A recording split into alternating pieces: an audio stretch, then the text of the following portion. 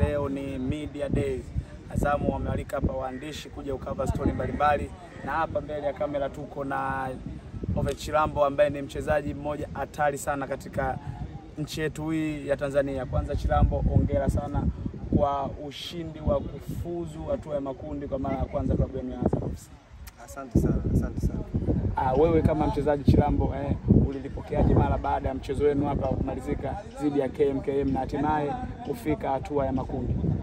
Kwanza kabisa ni kutanguliza shukrani kwa Mwenyezi Mungu, maana ndio mweza yote. Maana pasipo yeye sidhani kama tungefanikiwa. Na pia kwa upande wangu mimi kama mchezaji nijisikia faraja kubwa sana kwa sababu ni jambo ambalo tunasubiria kwa muda mrefu timu kufikisha katika hatua ya makundi.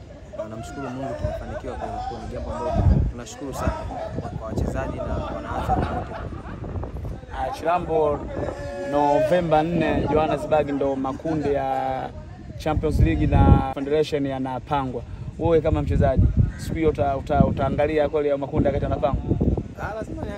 Lazima niangalie. Nitaangalia kwenye kundi letu sisi tumekiwa na nani ili tuweze kupambana nao.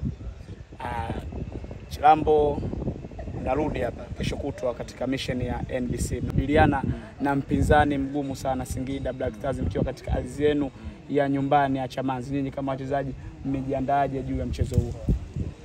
Kwanza kabisa kama sisi wachezaji tunajua ugumu wa mechi, tunajua Singida ni timu nzuri sana, yani katika timu bora, yani kwa sababu ukiangalia pia katika watu ambao tumekuwa kutoa makundi Singida nayo. Huwezi kusema Singida ni sio timu. Kwa hiyo Singida ni timu kubwa, ukiangalia pia wana quality, wana play, yani wachezaji wengi sana experience. Kwa na mimi utakuwa ni mchezo mzuri, tunaomba tu Mwenyezi Mungu atuamshe salama siku hiyo na tuendelee nguvu na afya. Na mimi utakuwa mchezo mzuri, na sisi kwa upande wetu wachezaji tunaendelea kupambana, kutoa effort yetu kuonyesha uwanjani ili kuweza kupata matokeo. Kama hivi leo tunaendelea kufanya mikakati ya mazoezi kwa ajili ya kuelekea katika mchezo wa Alhamisi.